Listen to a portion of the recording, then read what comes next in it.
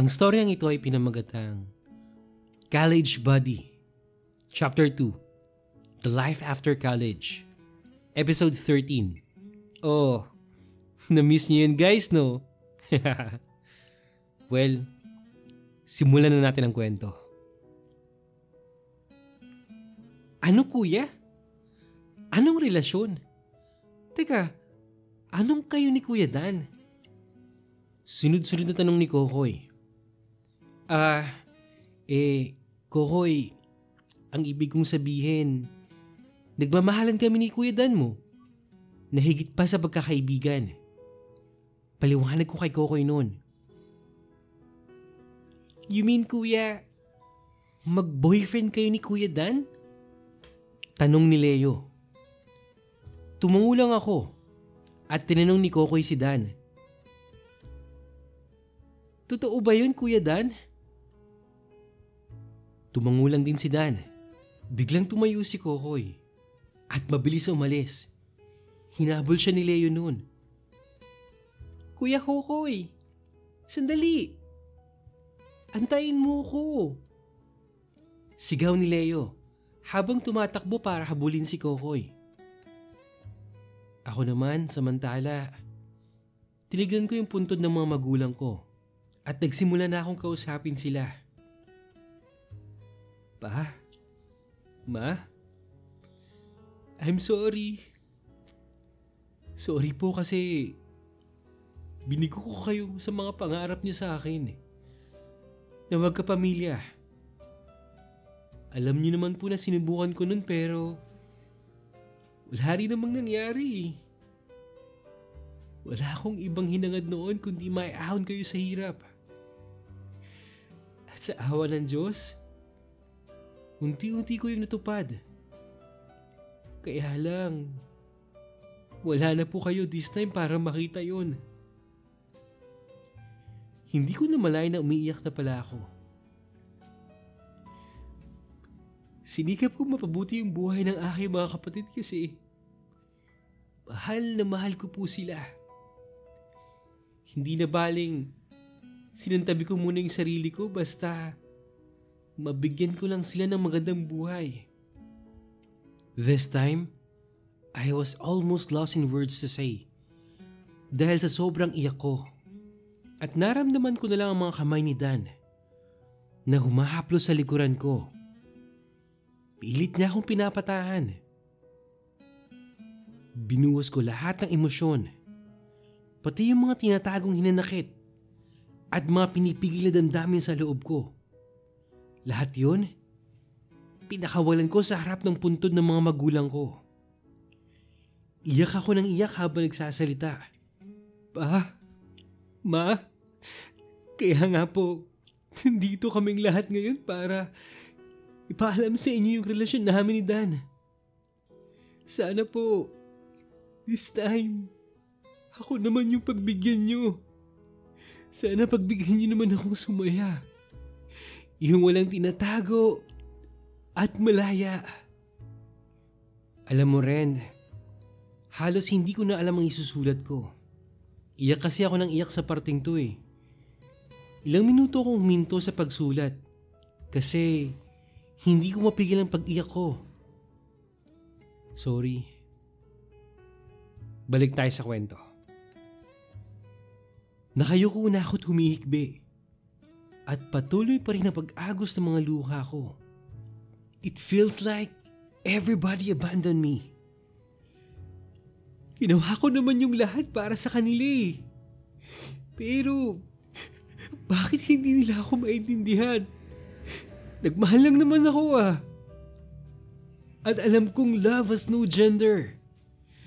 Hindi ko naman hiningi na nagmahal ako ng kapwa lalaki. At kay Dan ko naramdaman ang tunay at totoong pag-ibig. Ma, Pa, I'm sorry. I'm so sorry po. Kasi mahal na mahal ko si Dan. At mahal na mahal ko rin po yung mga kapatid ko. Sana Ma, Papa, this time, ako naman yung pagbigyan nyo. Please. Muli akong yumuko at tahimik na humahagulgol. Ilang saglit pa, naramdaman ko ang mga kamay na humahaplos sa likuran ko. At may biglang yumakap sa akin. I opened my eyes at nakita ko si Kokoy at Leo na mahigpit na nakayakap sa akin. Naiyak ng iyak. Hindi kami nagsasalitang tatlo at niyakap ko lang sila ng mahigpit habang bumubuho sa mga luha namin. Maya-maya pa nagsalita si Kokoy. Kuya, sorry Ang selfish ko po kasi. Sarili ko lang yung iniisip ko. Hindi ko po inintindi yung mga pinagdaanan nyo. Makamit nyo lang yung buhay na meron tayo ngayon. Sorry po talaga, kuya. I love you, kuya. Mahal na mahal ka namin. Hirit naman kagad ni Leo. Hindi ako nagsalita bagkus. Niyakap ko sila at hinagkan sa kanilang mga noo. Tanda ng pagmamahal ko sa kanila. Salamat mga kapatid ko Naintindihan niyo si kuya. Mahal na mahal ko kayo. At gagawin ni kuya ang lahat para mapabuti ang buhay natin. Tandaan niyo yan. At yan ang pangako ko sa harap ng puntod ng aming mga magulang. Teka kuya, asan pala si Kuya Dan? Tanong ni Kokoy.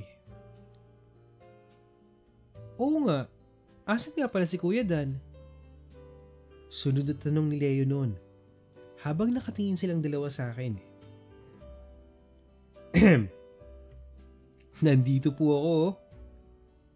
Sabay lapit sa amin ni Dan. Ano mga tol? Okay na ba? Tanong ni Dan sa dalawa kong kapatid.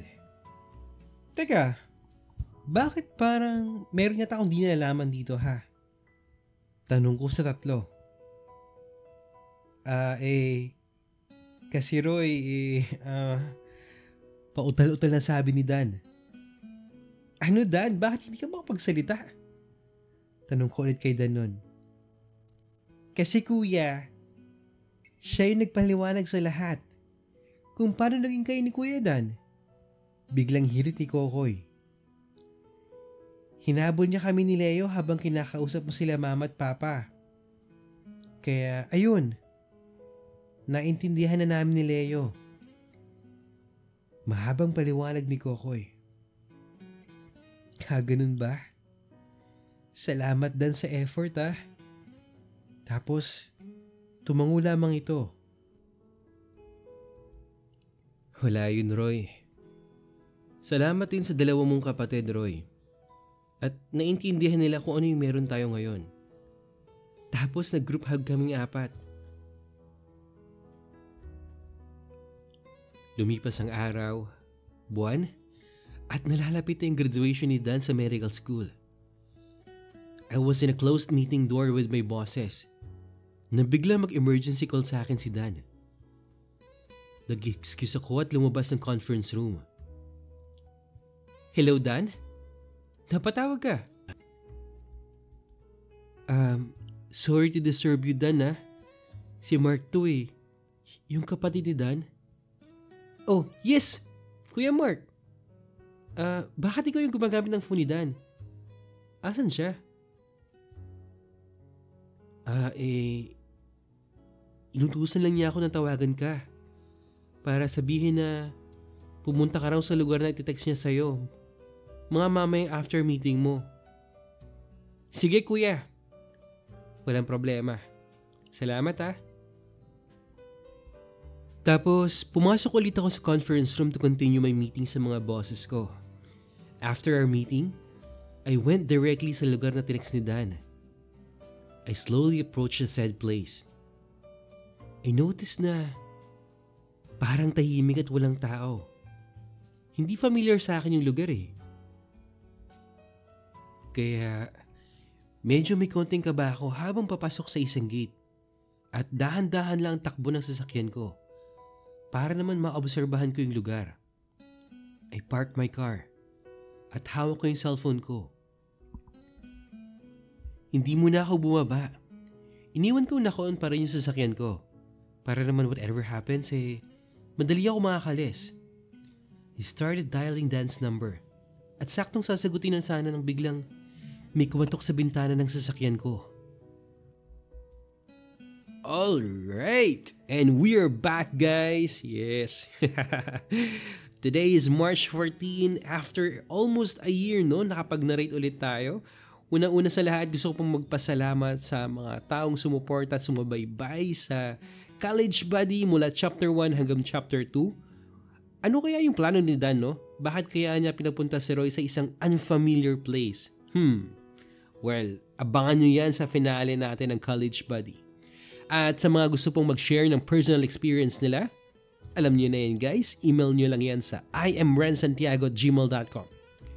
At kung hindi ka pa nakakapag-subscribe, mag-subscribe ka na, i-click ang like, mag-comment, i-hit ang notification bell para updated ka sa mga news stories natin. Yun lang at maraming salamat po sa patuloy na pakikinig. Hanggang sa muli.